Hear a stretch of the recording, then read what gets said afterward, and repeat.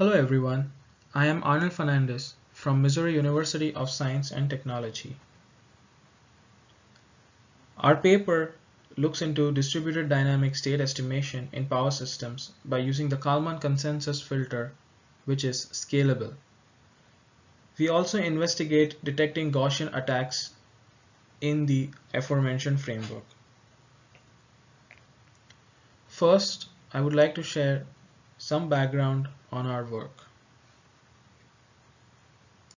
Due to distributed energy resources and dynamic loads, the accuracy of the static state estimator becomes questionable, and computation time also becomes critical. Finding a scalable, dynamic, distributed state estimation algorithm for power system hence becomes crucial. Here, we see a figure showing the working of a distributed state estimation algorithm. At the center, we have the power system that we want to monitor. The power system here consists of dynamic elements such as synchronous generators. Measurements from this particular system are passed on to the nearest distributed control centers via a communication network.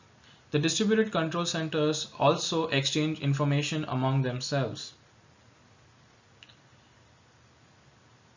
Such a framework is prone to tampering as well as effects of bad data, as there are a lot of communication points.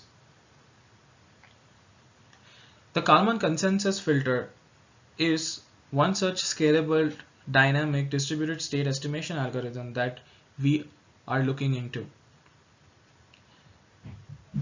We also look into the effects of bad data occurring at each of these distributed control centers.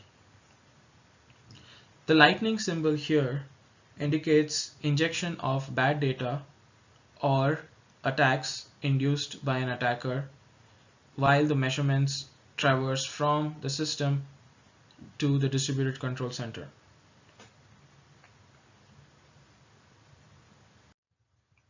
Next, we look at the working of the Kalman consensus filter. Before we can use the Kalman consensus filter, we need to linearize and discretize the nonlinear power system model. In our case, we have considered an 8-bus 5-generator system. So we linearize the dynamics of the generator and we try to get it into a standard form that looks like this block diagram here. Here xk is the current state vector of the system. Xk minus 1 is the previous state vector. AD and BD are system matrices. Wk minus 1 is the process noise that is acting on this particular system.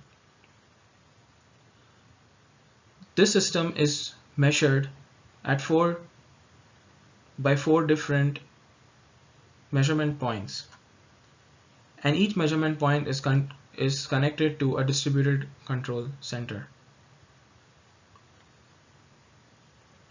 Now, the measurements are a linear combination of the states, but they could also have sensor noise as well as attacks or bad data. These measurements are then passed on to the distributed control center. The distributed control center also has a model of the system.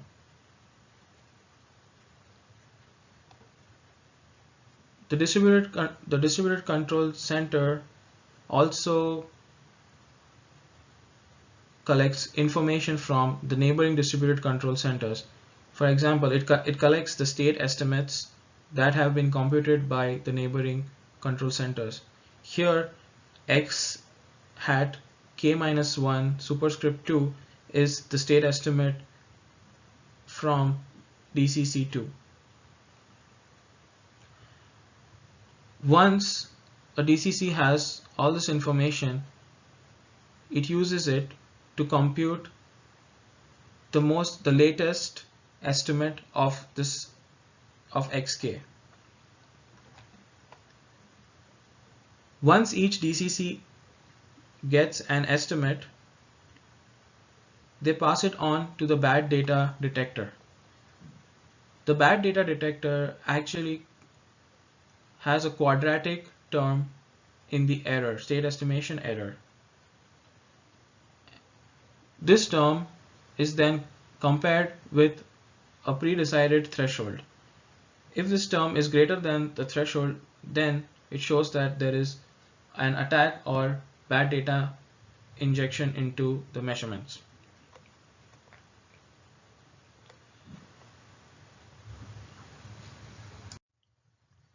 Next, we look at the attack-free state and state estimates. Here we are interested in looking at the rotor angle and the rotor frequency estimates as obtained at DCC1. The solid lines here indicate the actual state values of the system, and the dashed line indicate the estimates at DCC1. As can be seen in these two plots, the solid lines and the dashed lines coincide with each other, thus showing that the KCF method works perfectly. On the right, we see the output of the bad data detector at each of the DCCs. Figure C shows the output at DCC1, while figure F shows the output at DCC4. Here, we are plotting the median of the chi-square value with respect to time. Instead of plotting the chi-square value directly with respect to time. This is done because when we plotted the chi-square value with respect to time, we noticed there was a lot of false alarm. Applying this median filter removed those false alarms. As there are no attacks over here, it makes sense that the value of the bad data detector stays at 0, indicating there is no alarms.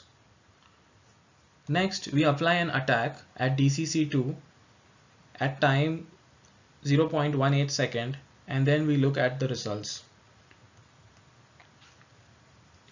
Here we notice that the measurements associated with DCC2, that is delta 3 hat, delta delta 3 hat, and delta delta 4 hat, have been targeted by attacks. So has delta omega 3 hat and delta omega 4 hat. As can be seen, the estimates of those states are the state estimates are not exactly coinciding with the actual state values. On the right, we can see that the bad data detector at DCC2 gives an alarm after 0.18 seconds. This shows that our bad data detector also is able to perfectly detect when an attack occurs in the system.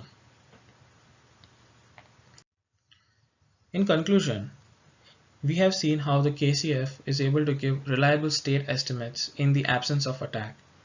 Even in the presence of attacks, we notice that only a few of the states which have been directly affected by the attacks give bad estimates.